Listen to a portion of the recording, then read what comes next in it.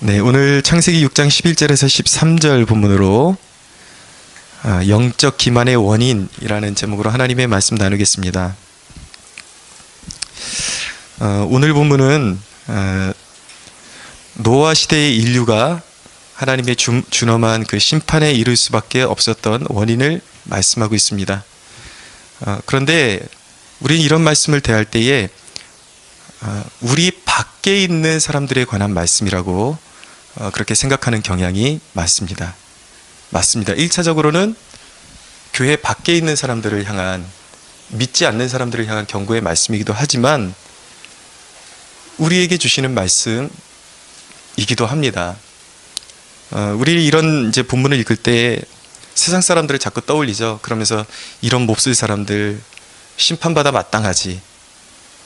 그런데 문제는 우리의 여전히 믿는다고 하는 우리 안에도 이런 문제점이 있다는 것을 여전히 존재하고 있음을 망각하는 것입니다. 왜 영적인 성장이 이루어지지 않을까요? 왜 나는 잘 살고 있다고 생각하는데 열매는 없을까요? 우리는 예수님께서 하신 말씀을 꼭 기억해야 됩니다. 좋은 열매를 세례 요한이 그렇게 선포를 했죠. 좋은 열매를 맺지 아니하는 나무마다 찍혀 불에 던져질 것이라는 말씀을 우리는 마음에 새겨들어야 합니다.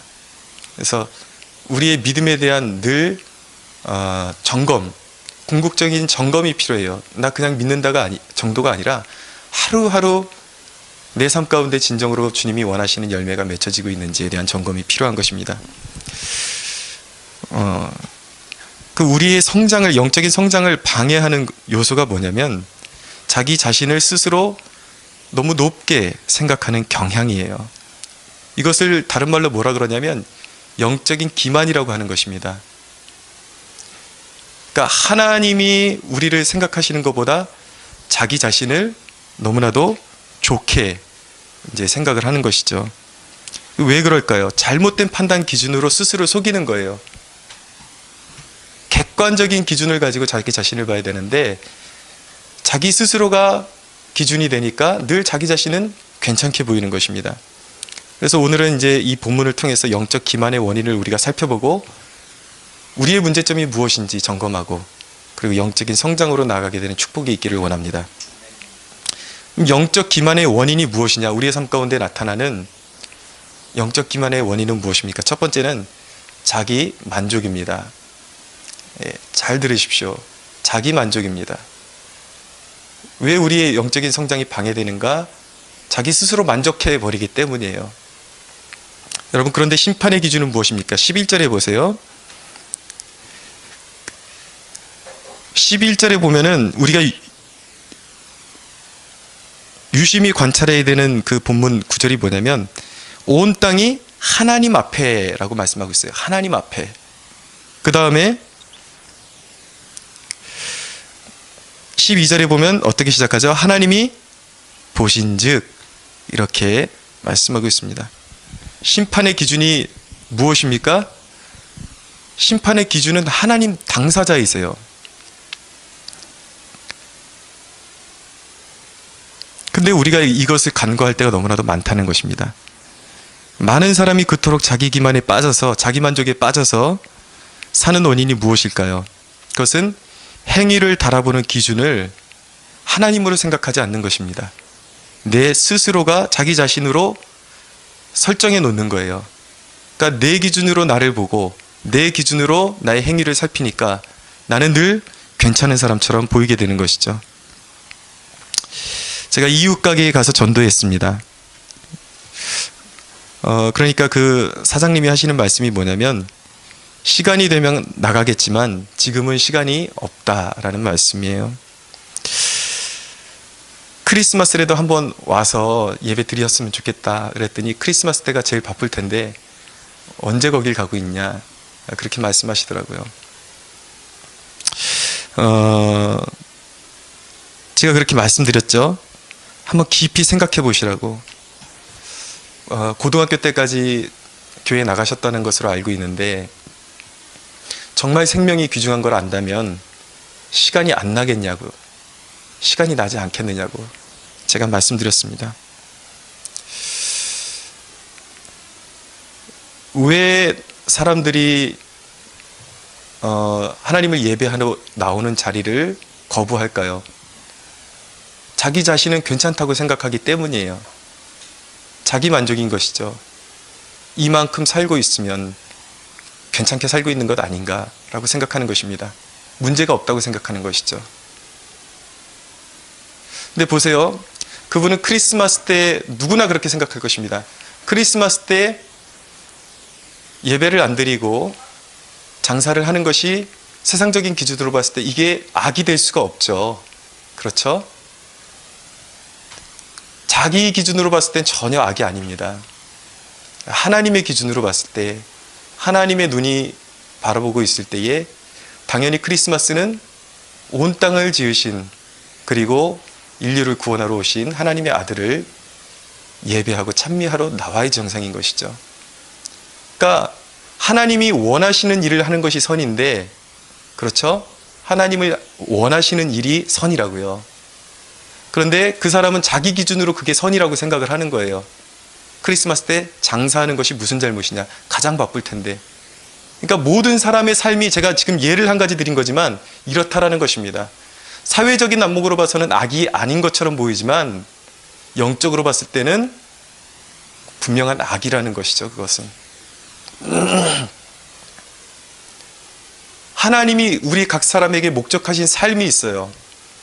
하나님을 예배하는 삶, 하나님을 가장 하나님과 교제하는 삶, 그런 삶을 원하시는데 그것을 등지고 자기가 옳다 하는 삶을 추구하는 것이 바로 악인 것입니다.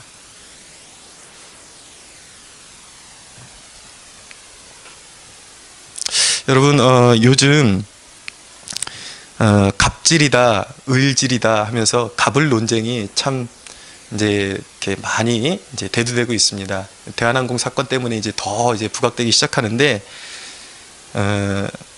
저는 대한항공 부사장을 제가 두둔하고자 하는 마음은 일말에 조금의 그런 의도도 없습니다. 분명히 잘못했어요. 비난받아도 마땅한 일을 했습니다. 분명히 거기 어느 정도 다스림을 받아야 돼요. 근데 문제는 뭐냐면, 제가 말씀드리고 싶은 것은 갑질이 횡행할 때 내가 억울하고 내가 피해자다라고 생각했을 때 그 지나치게 나가버리면 그게 무엇이 되냐면 을질이 돼버립니다. 하나님께서 말씀하실 때 이에는 이, 눈에는 눈이라고 말씀하셨어요. 근데 사람들이 문제는 뭐냐면, 내가 피해자라고 생각했을 때 하나님의 그 방법은 이에는 이라고 말씀하셨는데, 사람은 상대방이 내 이를 하나 부러뜨리면 상대방 눈을 뽑아버립니다. 지금 사회가 지금 보이고 있는 일이 이렇다라는 거예요. 분명히 잘못은 다스려야 되고 거기까지만 다스려야 되는데 사람들은 더 나갑니다. 그래서 이를 뽑는 것이 아니라 눈을 뽑아버려요. 이미 눈만 아니라 온 사지, 뭐라 그러죠? 사지를 다 찢어버렸어요, 지금. 근데 이게 우리의 모습이라는 거예요. 왜? 그런데 주님께서는 이에는 이가 아니에요. 주님께서는 옛사람이 말한 바 이에는 이라고, 이에는 이로 갚으라고 말하였지만 나는 너희에게 말하노니 원수를 사랑하라고 말씀하신 거예요. 왜입니까? 나는 내가 잘하고 있다고 생각합니다. 스스로 만족을 해요. 내가 기준이에요. 내가 기준일 때는 항상 상대방 눈을 뽑아버려요. 근데 상대방은 나에게 이를 부러뜨렸는데 내가 눈을 뽑아버리면 이 이상으로 나가는 책임은 누가 져야 되는가? 내가 져야 되는 거예요. 나는 피해자로 시작했다가 갑자기 가해자가 돼버리는 것입니다. 이게 을질이에요, 을질. 그렇기 때문에 주님께서 뭐라고 말씀하시냐면, 너의 원수를 내가 갚아줄 테니까 네가 손대지 말라는 거예요. 왜 사람들이 그렇게 을질을 해다면서 사람들을 만신창이를 만들어버리죠? 자기가 옳다고 생각하기 때문이에요. 늘 자기 기준이 있는 거예요. 자기 만족이 있는 것입니다. 혹여나 어제 우리 청년들하고 우리 저기 밤에 커피 마시면서 얘기할 때 이런 비슷한 얘기가 나왔기 때문에 목사님이 그 얘기를 지금 하시는 건가? 예, 아니에요. 제가 여러분들하고 얘기하기 이미 전에 이 설교는 원고가 마무리가 되었습니다. 여러분들이 만약에 그렇게 비슷하게 들린다면 준엄한 하나님의 말씀 앞에서 나에게 뭔가 하시려는 말씀이 있나 보다라고 그렇게 겸허하게 받아들이셔야 돼요.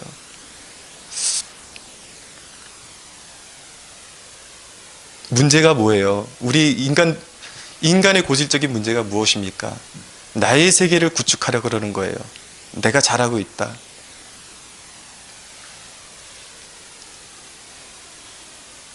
이게 사회도 마찬가지인 것입니다. 사회생활을 하면서 그 사회의 구조를 통해서 하나님 나라의 질서를 하나님께서 보여주시는 거예요. 그래서 나는 사회에 소속되어 있는 사람이죠. 어느 회사에 소속되어 있는 사람이에요. 그러면 그 기준이 내가 아니라 회사의 지침이 기준인 것입니다. 근데 내가 그 회사의 지침을 따라가지 못할 때에 내 만족, 나의 길을 선택할 때에 항상 길이 어긋나게 돼 있는 거예요. 인간의 궁극적인 문제가 바로 여기 있는 거예요. 하나님이 목적하신 삶을 살지를 못하고 내 삶을 고집하고 내 거를 고집하기 때문에 그것이 죄가 된다라는 것입니다. 항상 사람들은 자기 자신이 추를 가지고 있어요. 그러면서 그 추를 가지고 내가 이동할 때마다 이 추가 따라다니니까 항상 자기는 바른 것 같아. 근데 하나님은 그렇게 보시지 않는다는 것입니다. 사람들은 늘 자기가 옳다고 생각하지만 자기 자신은 잘하고 있다고 만족하지만 안타깝게도 심판장은 내가 아니라 하나님이라는 사실을 꼭 기억하십시오. 오늘 말씀대로 하나님 앞에 하나님이 보신즉이라고 말씀하고 있어요. 사랑하는 여러분, 하나님은 우리의 겉만 보시는 것이 아니라 우리의 마음을 보십니다. 우리의 중심을 보십니다.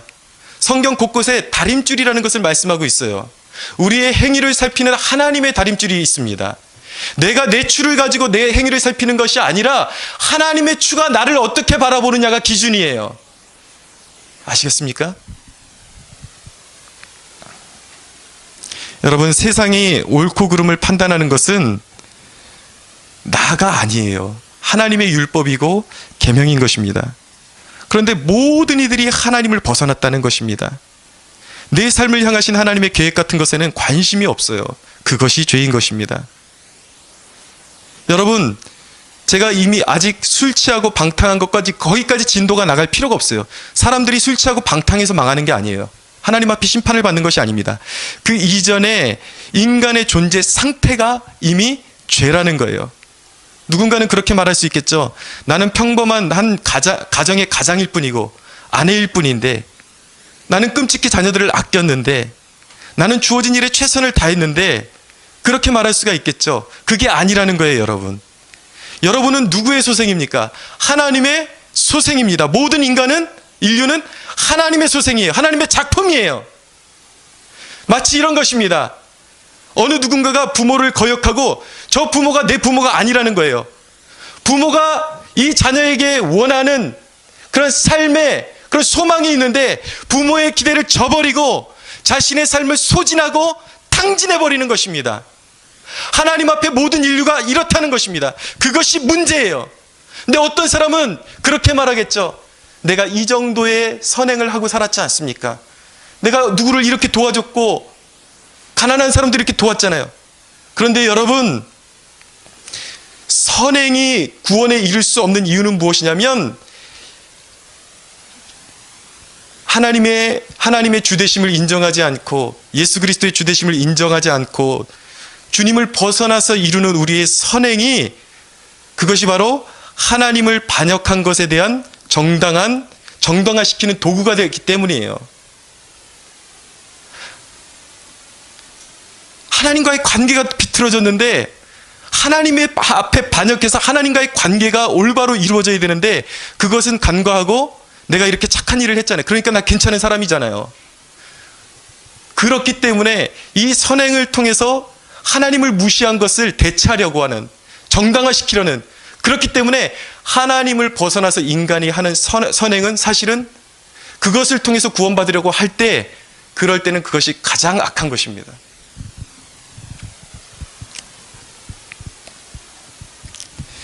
여러분, 우리는 그렇습니다.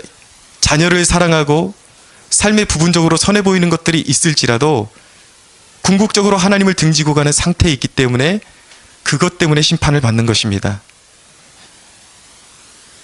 여러분, 우리는 다시 한번 생각해 봐야 됩니다. 우리 그리스도인들이 여전히 삶의 목적이 자기 자신이고 그리고 자녀이고 성공일 때 우리는 여전히 믿기 전에 죄악된 죄인들이 걸어가는 길로 여전히 걷고 있는 거예요.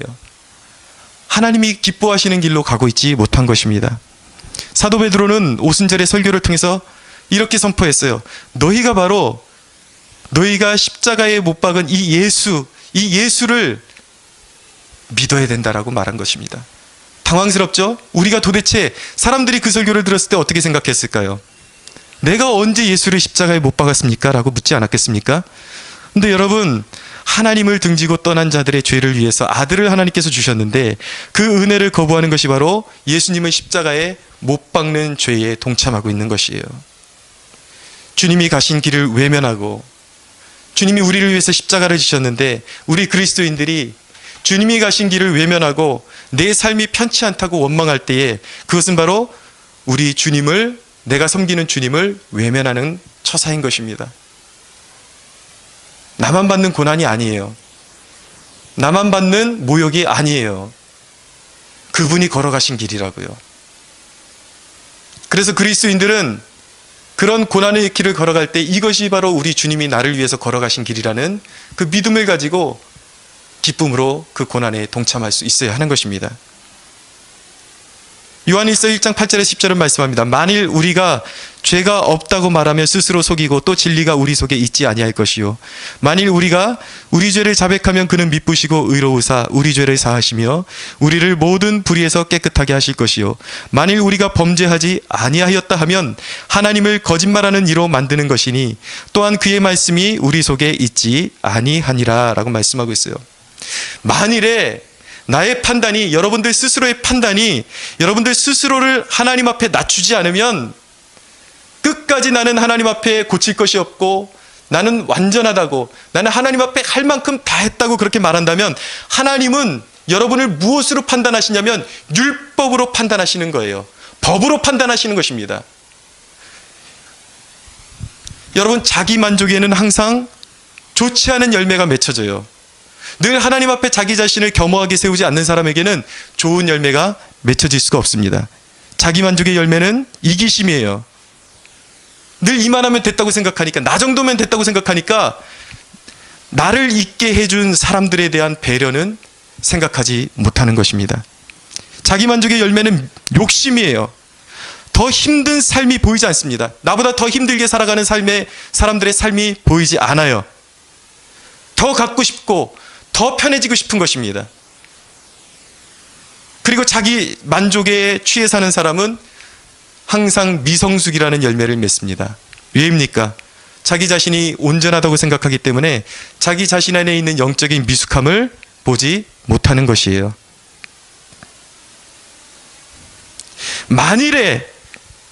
그러나 여러분, 만일에 나의 죄와 나의 연약함을 깨닫고 고백하면 하나님은 그리스도 예수로 말미암아 죄사함의 길을 우리에게 열어주실 줄로 믿습니다.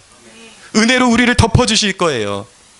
우리가 하나님의 사랑과 긍휼을 입을 수 있는 방법은 무엇이냐면 그분 앞에 낮아지는 것입니다. 나의 현실을 직시하는 것입니다. 나를 내 기준으로 덮는 것이 아니라 하나님의 기준으로 바라보고, 그래서 여러분 말씀을 읽어야 되는 거예요. 제일 교육하기 힘든, 제가 이렇게 청년들을 지도해 오면서 가장 교육시키기가 어려웠던 케이스가 뭐냐면, 제자훈련을 시키는데 하나님의 말씀을 읽고서 당신의 삶에 이 말씀에 빗댔을 때의 당신의 삶은 어떻습니까? 라고 물어보면 딱 한마디에 이 목회자의 길을 팍 죽이는 그런 청년들이 있어요. 저는 정말 그렇게 살고 있습니다. 저는 부족한 것이 없습니다. 이렇게 한마디만 말해보면 더 이상 진도가 안 나가는 거예요. 이 제자훈련이 필요 없는 그런 사람들이 있습니다. 그것이 아니라는 것이죠. 말씀 앞에 겸허히 서고 나의 부족함과 연약함을 깨달을 때 그때 하나님의 은혜를 입는 것이고, 그때 내 영적인 성장이 이루어지는 것입니다. 사랑하는 여러분, 자기만족에서 벗어나십시오. 그리고 하나님을 경외하십시오. 그래야 은혜의 길이 열림을 믿으시기 바랍니다. 두 번째로 영적 기만의 원인은 뭐냐면 영적인 특권의식이에요. 왜 교회 안에 많은 사람들이 영적으로 성숙의 단계에 오르지 못하는 것일까요? 왜 사람들은 복음의 감격을 잃어버리는 것일까요?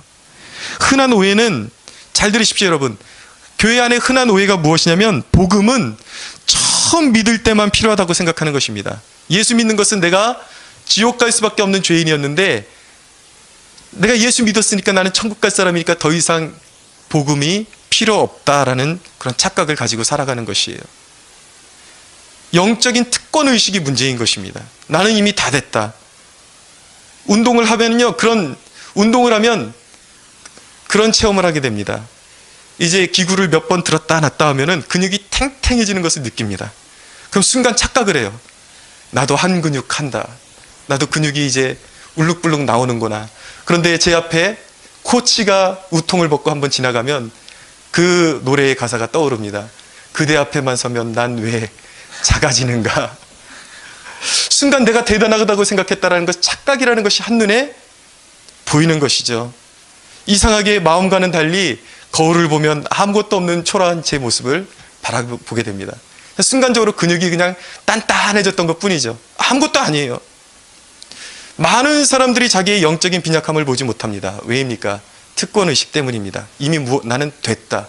나는 이미 가졌다. 자기는 교회 안에 있고 예배하고 있고 헌금을 하고 있다라는 거예요. 다 하고 있다라는 것입니다. 내 아빠가 장로고 내 자식이 목사고 내가 목사고 나는 이미 다 됐다라는 거예요. 껍데기와 형식에 만족하는 것입니다. 그 눈에 보이는 것에 만족하면서 나는 안전하다라고 생각하는 것이죠. 그러나 오늘 심판의 원인이 무엇인지 아십니까? 하나님이 말씀하십니다.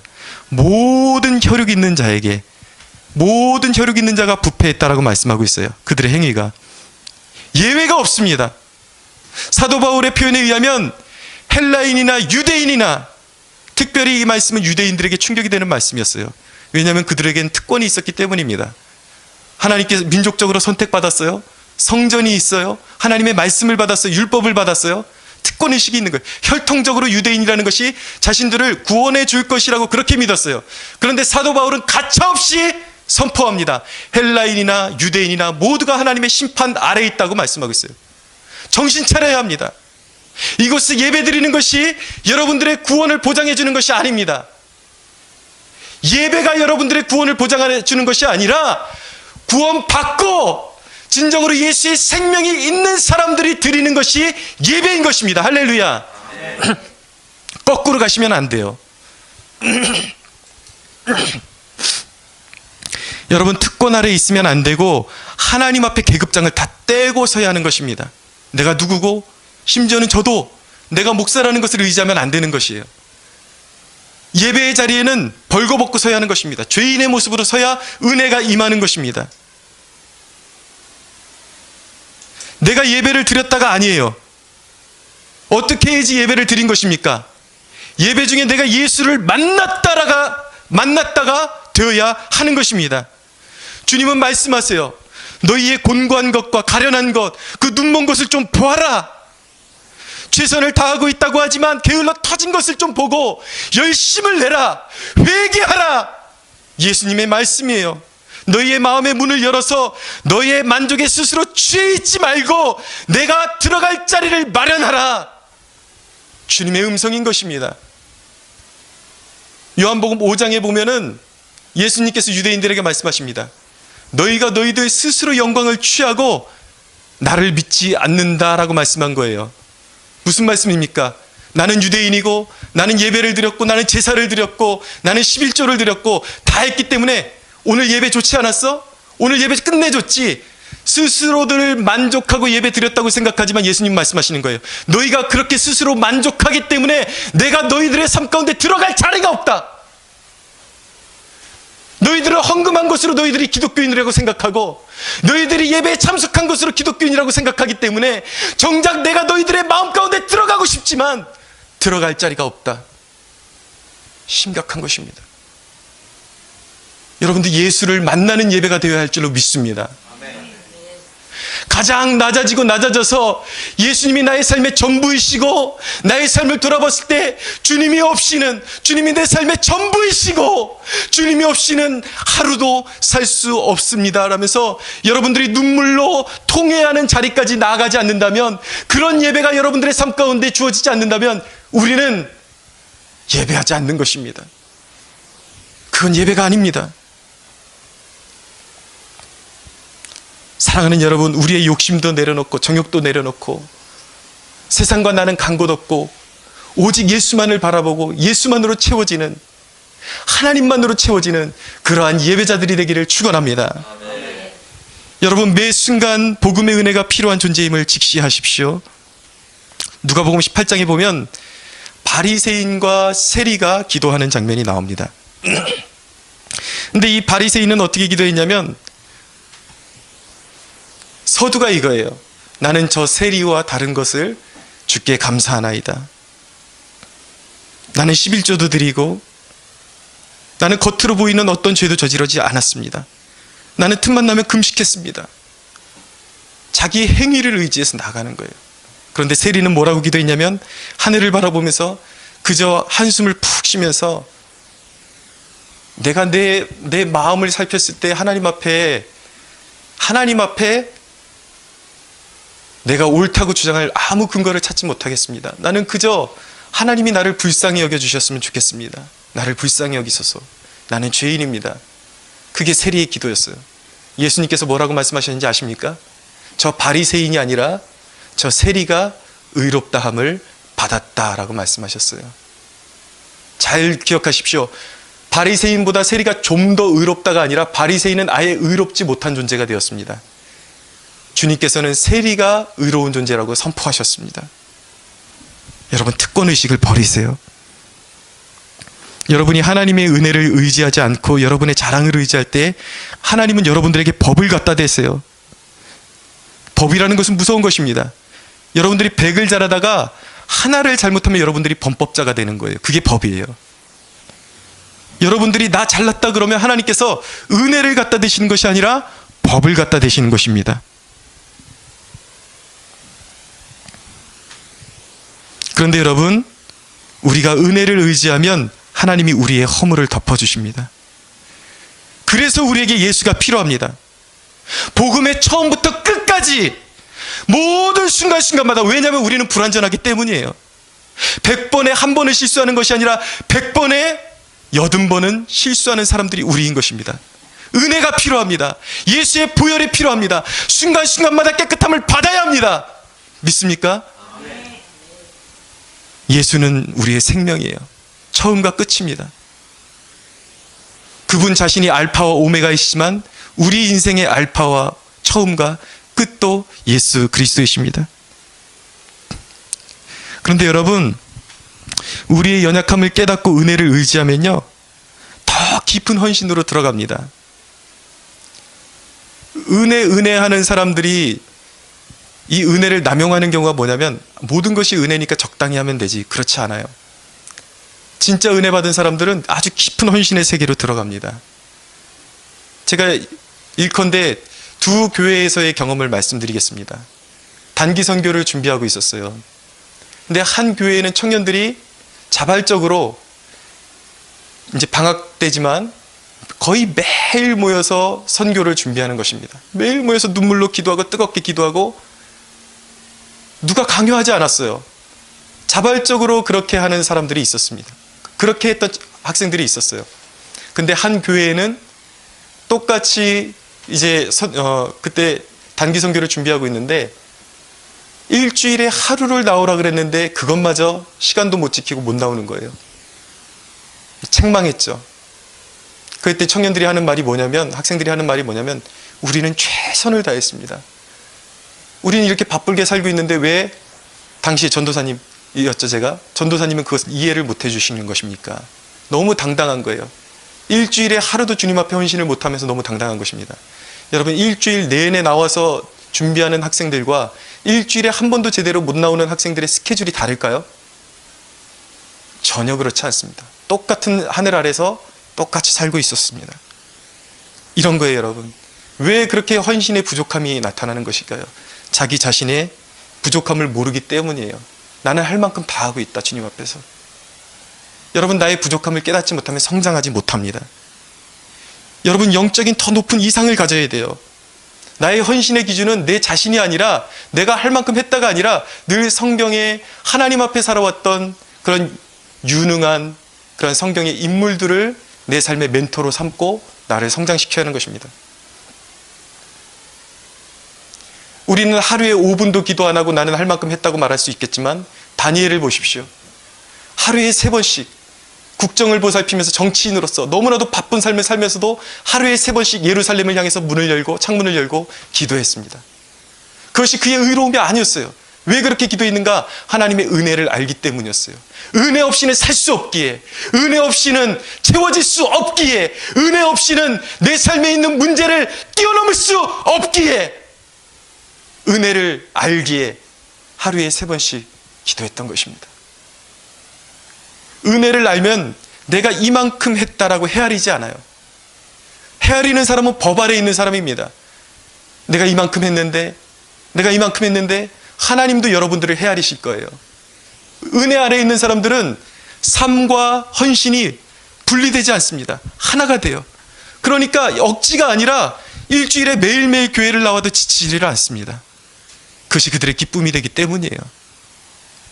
그러니까 내가 얼마만큼의 헌신을 하겠다 정한 것이 아니라 그냥 자연스럽게 내 삶을 사는데 내가 하나님의 기쁨이 되기를 원하니까 자연스럽게 헌신의 빈도가 높아지고 그의 상급이 많아질 수밖에 없는 것입니다. 여기서 또 중요한 대목이 한 가지 있습니다. 잘 들어주십시오, 여러분.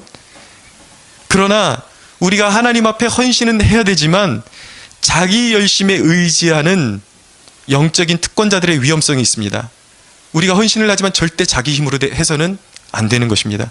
왜냐하면 내 힘으로 의로워지려고 하고 내 힘으로 새벽제단 쌓고 내 힘으로 예배하고 내 힘으로 봉사하려고 하는 사람들은 한 번 무너지면 왕창 무너진다는 사실을 꼭 기억하십시오. 내가 이만큼 했으니까 나는 스스로를 이만큼 지킬 수 있는 사람이야. 나는 이만큼 믿는 사람이야. 잘하는 사람이야. 그렇게 항상 자신감이 있는 사람은 한 번 무너지면 회복이 안 될 정도로 무너져요. 왜냐하면 자기의 의로움을 의지했기 때문이에요. 여러분, 베드로는 늘 주님의 특별 대우를 받은 편이었습니다. 아무도 경험해보지 못한 영적인 세계를 경험했어요. 무리를 걸어본 사람은 베드로밖에 없습니다. 비록 몇 발자국 이제 걸어가다가 빠졌지만 그런 사람이 역사상 없었어요. 변화산에서 주님이 변화되는 모습을 체험했습니다. 그리고 주님의 사역 깊은 곳까지 죽은 자를 일으키시고 그 깊은 곳까지 베드로가 같이 따라다녔어요. 그런데 주님께서 어느 날 말씀하셨어요. 네가 나를 3번 모른다고 부인할 것이다. 근데 베드로는 절대 내가 목숨을 버릴지언정 주님을 떠나지 않을 것이라고 호언장담했어요. 그러나 결정적일 때에 베드로는 주님을 3번을 부인을 했습니다. 삶이 무너지는 것을 느꼈어요. 자기가 의지했던, 내가 대단한 사람인 줄 알았는데 그렇지 않다라는 것을 느끼면서 와르르 무너지기 시작했습니다. 여러분, 자기 의를 의지하는 사람은 그래요. 새벽 기도를 며칠 나오다 한 번 빠지면 그 마음속으로 스스로를 이렇게 정죄합니다. 그리고 사탄이 같이 정죄합니다. 역시 넌 안 되지. 넌 의지가 안 돼. 넌 글러먹었어. 넌 안 돼. 그래서 자기 의를 의지하던 사람은 한 번 무너지면 그렇지 뭐, 내가 그렇지 뭐, 그러면서 아예 새벽 기도를 그냥 포기해버려요. 그런데 주님은 그렇지 않으세요. 은혜는 그렇지 않습니다. 주님은 베드로에게 뭐라고 말씀하셨는지 아십니까? 주님께서 베드로가 시험에 들기 전에 이미 이렇게 말씀하셨어요. 잘 들어보십시오. 시몬아 시몬아, 보라, 사탄이 너를 밀가부르듯 하려고 요구하였으나 그러나 내가 너를 위하여 내 믿음이 떨어지지 않기를 기도하였으니 너는 돌이킨 후에 내 형제를 굳게 하라 라고 주님께서 말씀하셨어요. 내가 너를 지킬 거야. 내가 너를 놓지 아니할 거야. 여러분, 우리가 쓰러졌을 때에 주님께서 그렇게 말씀하시는 것입니다. 율법은 너는 안 돼, 너는 글러먹었어 라고 말하지만 은혜는 이렇게 말하는 것입니다. 예수님께서 너의 연약함을 내가 보고 있으니 너는 나를 의지해야 해. 나는 너를 버리지 않을 거야. 너를 끝까지 잡아 일으켜 줄 거야. 일어나, 나를 의지해서 일어나거라. 주님께서는 그렇게 말씀하시는 것입니다. 할렐루야. 그래서 여러분, 주님께서는 그 사실을 깨닫게 해주시기 위해서 우리의 신앙 가운데 복병을 허락하세요. 무너지는 것을 허락하십니다. 때로는 내 신앙을 무너뜨리는 어떤 요소를 나에게 허락하세요. 왜요? 그래야지만 주님만 의지할 수 있기 때문입니다. 그래서 사도 바울 같은 위대한 사도도 그 육체의 가시를 안고 그 질병에서 주님께 그렇게 이 병을 고쳐달라고 그렇게 구했는데 주님께서 말씀하시는 거예요. 내 은혜가 내게 족하도다. 사도 바울이 고백하는 것입니다. 내가 약할 때 곧 그때가 가장 강하다라고 그렇게 고백하는 것입니다. 여러분, 내 자신을 의지하면 무너지는 것입니다. 그러나 주님을 의지하면 무너져도 또 일어나고, 무너져도 또 일어나고, 7번 넘어져도 일어나고, 7,000번 넘어져도 일어나고, 7만 번 넘어져도 일어날 수 있는 능력이 우리 주 예수께 있음을 믿으십시오. 여러분, 그래서 은혜를 의지하는 사람은 무너졌을 때 더 큰 감동을 받아요. 내가 이렇게 약한데 주님이 나를 찾아오시다니, 주님이 나를 받아주시다니 너무 감격스러운 것이죠.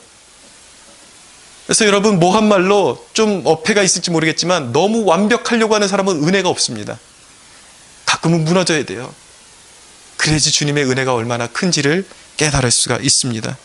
사랑하는 여러분, 요람에서 무덤까지 오직 예수만 의지하는 저와 여러분들이 되기를 축원합니다. 말씀을 마무리하겠습니다. 1700년도에 미국의 인디안 선교를 위해 헌신했던 데이빗 브레이너드라는 분이 있습니다. 타의 추정을 불허하는 헌신.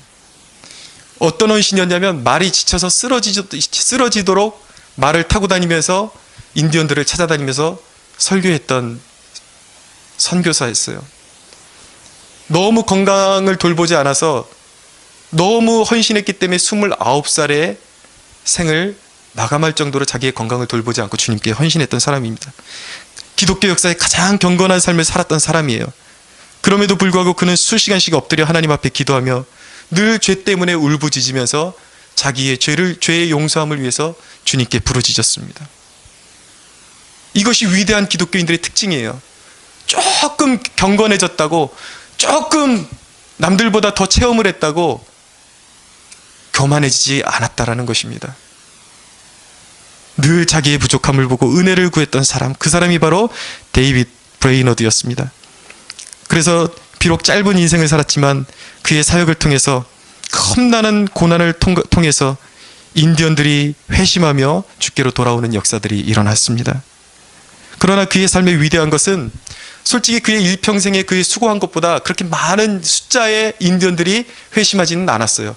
그러나 하나님 앞에 겸비했던 그의 삶이 오늘까지도 살아 숨쉬며 우리에게 경건한 그리스도인이 어떻게 살아야 하는지를 보여주고 있는 것입니다. 사랑하는 여러분, 혹시 그렇게 말하진 않나요? 내가 하나님의 일 때문에 지금 힘들다고, 지쳐가고 있다고.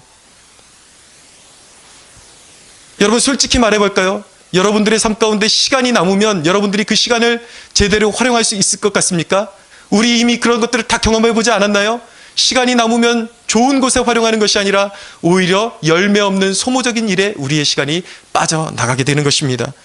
사랑하는 여러분, 영적 기만을 낳는 자기만족, 특권의식을 버리십시오. 항상 마음으로는 하나님 앞에 낮아지시되 영적으로는 우리가 높은 이상을 품고 하나님의 은혜 아래에서 하나님이 원하시는 장성한 분량까지 자라가는 저와 여러분들이 되기를 주 예수의 이름으로 축원합니다. 우리 하나님께 영광의 박수 올려드리겠습니다.